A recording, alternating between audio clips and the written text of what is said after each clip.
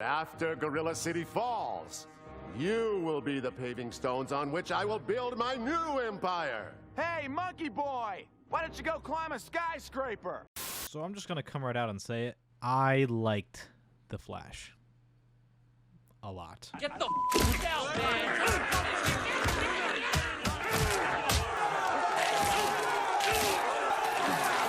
Now, of course, that all being said, I didn't think the movie was perfect by any means. It's got plenty of problems, but I honestly think those issues make the movie what it is for me. But before I start tickling this movie's balls, we gotta air out the garbage up front, alright? The Flash is a box office catastrophe. I mean, apparently it's gonna lose Warner Brothers $200 million. I mean, that's fucking crazy. But let's be completely honest here. None of this is that surprising. Well, I mean, actually, I'll be honest, I thought I'd do a little bit better than it is. I didn't think it would bomb this hard. But the writing really was on the wall from the beginning. Ezra Miller, who plays the titular character, has been accused of doing some absolutely deplorable stuff, and overall just having an incredibly bad rap surrounding them. And the movie is also part of the Snyderverse, which, for those of you who don't know what that is, it's all these movies. And for those of you that know, that whole universe is fucking dead now. And of course, all the talk surrounding this movie online is about its atrocious CGI. So you got a movie with an incredibly problematic lead actor that's not connected to anything moving forward, so people kind of see the movie as pointless and obsolete, and it looks like a PS2 game for most of its runtime. With all those things factoring together, it makes a lot of sense why the movie's doing so poorly. And, you know, all those things are very true, and then some. The movie is full of stupid as fuck lowbrow humor. Ooh, man, tight. It hurts. You know where it hurts? In my dick. Okay. The set pieces are ridiculous. The dialogue is cheesy, and so is the story, quite frankly. It doesn't help that this movie came out just after Across the Spider-Verse, another multiverse movie. And of course, the CGI is definitely bad for a lot of the runtime. I mean, this movie lives deep in the trenches of the uncanny valley. Everything looks like plastic and looks completely fucking fake. But this is a huge but, alright? You're gonna have to hear me out here. But ironically and oddly enough, I thought all those things legitimately serviced the movie. And to be completely frank, I had an incredible time with this movie. Sitting there in the theater, man, it just brought me back to being a kid again and watching movies like Sam Raimi's Spider-Man. Yeah, I said what I said, and sue me for the comparison. Bad CGI, corny jokes, tons and tons of goofy ass shit constantly being thrown at the screen. I mean, it was awesome. I mean, it was just filled to the brim with pure comic book goodness. I mean, just look at the opening action sequence. Collapsing building, check. Saving children while they fall from incredible heights, check. Stupid, goofy police chase sequence, check. And I mean, ironically, they're actually kind of shot the same. A whimsical musical score.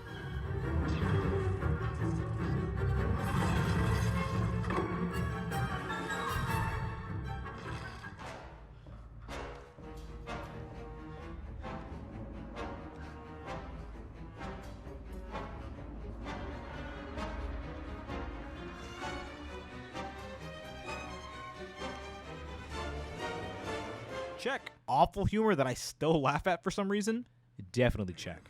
If I really want to end crime, I should end poverty. Well, I know sex exists. I've just never experienced it. Hell, I thought the story and the overall presentation of the movie was really engaging and well done. I thought the way they handled the origin story in particular was really clever. Even though we've seen the Flash multiple times throughout the years in various other movies, we still never really got a proper origin story for him. But how would they go about doing that in this movie since he's already an established character? Well, you send him back in time to make sure that his past self gets his superpowers. Oh, but then our main Barry Allen loses his powers, so now he's got to be the mentor figure of sorts for this newer, unexperienced Barry Allen, thus having a fresh take on the origin story. I mean, personally, I can't think of another comic book movie where the main superhero goes back in time to make sure that his previous self gets his superpowers and then mentors him into becoming the superhero that he is today. I mean, I thought that all that was really clever. And I know I'm going to get some shit for saying this, but Ezra Miller did a great job in this movie. You know, separating the art from the artist, I've seen a lot of people online completely shitting on their performance, but honestly, I don't see why. They cover all the bases. Barry Allen's cool and heroic when he needs to be. He's goofy and handles the comedic elements really well too. Not to mention Ezra has to also act opposite of himself. So you have a more serious Barry Allen who's also beginning to understand why people find him so insufferable. And then you have a younger teenage burnout version of Barry Allen who's just so annoying yet endearing because he's so eager to become a superhero. And of course, Ezra nails the emotional moments when they need to. They legit cover all the bases. I thought Ezra did a fantastic job as the leading role. And, you know, I'm completely separating the art from the artist here. Just want to make that point extra clear. And I'm not saying that this is like an Oscar-worthy performance. It's not like the best comic book performance or anything like that. But I think they did a good job carrying this movie, in my opinion at least. That all being said, of course, the movie isn't without its problems. But honestly, I'm sorry, I'm just going to do a different video for a change. And I'm just going to fanboy out over here because honestly, none of the negatives really took me out of the movie. Like, as bad as the CGI was, it was bad from the very beginning. And since the movie started off with bad CGI up front, it kind of set the tone and gave me the impression that it was never going to get any better. And it never really did. I mean, there was some cool looking imagery for sure, and I think some of the shots are really nice to look at, but it never did seem real. You know, the movie never pushes past looking like a video game. And for me, it didn't really bother me because, again, it looked like that from the very beginning. And it stayed like that. So I wasn't going to sit there the entire movie just, you know, bitching to myself about how weird and fake this movie looks. Like, I already bought a ticket and I'm sitting in the theater, you know, and I already have accepted that this movie looks fucking fake as shit and bad, so I might as well just brush past it and let the movie wash over me. Now, moving on, I think Michael Keaton's Batman was cool, but they didn't do as much with this character as I thought that they would. He's with the two Barrys for a huge amount of screen time, but they never really dive into his character or his backstory. They sort of just gloss over everything. And I guess you could say they did that because he's Batman, and he's a Batman that we've seen before. You don't really need to go too in-depth into his past. Sure, whatever, I'll concede that. Again, it doesn't really detract from the movie for me, to be honest with you. And that's not to say that he doesn't have his moments, because he most certainly does. Like this moment where he talks to Barry about losing their parents. That pain made me who I am. I'm not sure I know who I am without it, actually. Or this moment where he's just sitting in front of the mirror, stitching himself up and smiling at himself, knowing that he's still got it, knowing that he's still crazy enough to just suit up, go out and fight bad guys. All that stuff was well handled. And while I did think that Superwoman was cool, it's too bad that she's just barely in the movie. She was an incredibly pivotal part of the movie for sure, but man, was she just so underutilized. Though I will say, I did find it really interesting how this movie just didn't have a main villain. Like, the main antagonist really is Barry Allen himself. Like, yeah, there's a Michael Shannon, you know, as General Zod, and yeah, there's another Ezra Miller running around as a young Barry Allen who kind of turns into like the speed demon dude, but none of them really are the main villains of the story. Our main character was just hurting and at complete odds with himself that he tried to do something so incredibly stupid and selfish to stop it. I thought that was super cool and fresh in comparison to a lot of the more recent comic book movies that we've seen. And the last bit of praise that I'll throw this movie's way, I really appreciated the grocery store scene at the end. Like, as noisy and as crazy as this movie is with all of its absurd action and visuals, movie about the fastest man alive and who traverses time and space and multiple dimensions and all this crazy bullshit, it all culminates to a climax that simply takes place in a supermarket. It's just Barry and his mom, and he finally accepts and comes to grips with the fact that he can't save her. She dies no matter what he does. He'll never be able to have that relationship with his mother. It's a crushing moment, and I found it really emotional, honestly. And of course, I know a lot of people will go out of their way and say that this moment is ruined by the very end of the movie, that Barry doesn't really learn his lesson about changing the past. He doesn't learn to accept his past and to carry those scars along with him for the rest of his life because he just goes out and changes the past again to save his father instead. But to me, it all made sense. Like, is it still a very stupid and selfish thing to do? Absolutely. It's dumb as fuck, but it still made sense within the confines of the movie and Barry Allen's character as was set up. He accepts that he can't be with his mother, but he doesn't accept the fact that he can't be with his father. He wants to have some remnants of his family, of his past, with him. So of course, I thought the ending where he saves his dad made sense. Plus, I thought it was really cute how they did it. You know, he moves all the cans to the top shelf so the dad looks up into the camera. I mean, it's just sweet. It's cute. I don't know, man. Fucking sue me. And to bring things back full circle, as I had mentioned at at the very beginning of this video, this movie is getting absolutely fucked every which way. The fans are shitting on it, and the movie is just bombing, man. And I think I just read somewhere that they're going to be taking it out of theaters early or something. Like, God, it is doing so badly. But like, you know, from what I've seen at least, a lot of the negativity surrounding it kind of seems unfair to me.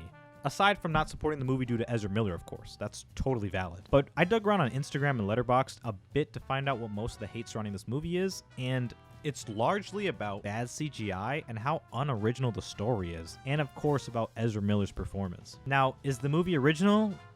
No, not at all. But so many of the comic book movies that we all know and love aren't original either. Originality doesn't automatically equate to a superior experience. I mean, just off the top of my head, Stranger Things, for example. There isn't an original bone in that show's body, and yet everyone and their mother loves that show. You know, myself included, of course. God, I fucking love Stranger Things. Or for another example, The Incredibles, which for my money, at least in my opinion, I think The Incredibles, the first one, is like the best superhero movie of all time. Like, that is a work of fucking modern art, baby.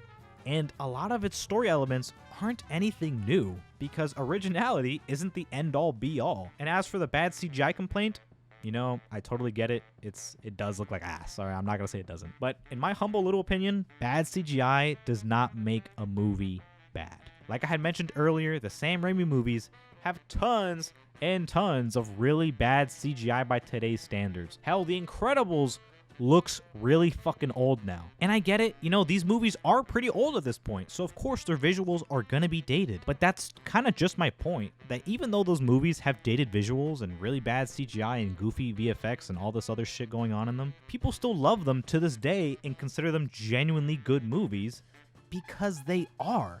Because bad visual effects don't make a movie bad. Neither does bad humor.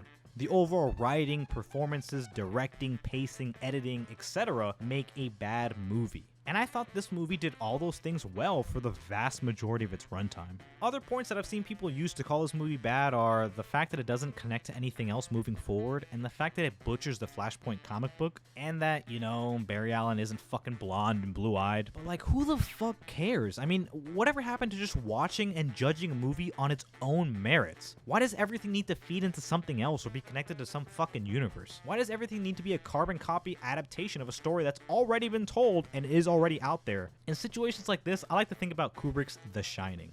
For all intents and purposes, it pretty much fails as an adaptation of Stephen King's novel, but it doesn't really matter because the movie is good on its own merit. And that's basically how I feel about this movie, because who cares if it's not what you wanted it to be? When did film criticism become about what movies should and shouldn't be instead of what they are? And now that I'm just saying this out loud, I think that'll be the topic of a future video. I don't know, I just think this movie is getting an unnecessarily bad rap, when in reality, I think it's just a good time. If you like comic book movies, I don't really see why you wouldn't like this one. I mean, you know, these are just my general thoughts and feelings about The Flash. As always, I feel like I have so much more to say about it, but I just wanted to get this video out there before The Flash becomes old news. And if you sat through this entire thing and disagreed with literally everything that I've said, I'm sorry, but at the same time, thank you for sticking through it and hearing me out. And, you know, yeah, I guess I'll see you in the next one. What? You gonna wash your hands? No, 'cause I'm evil.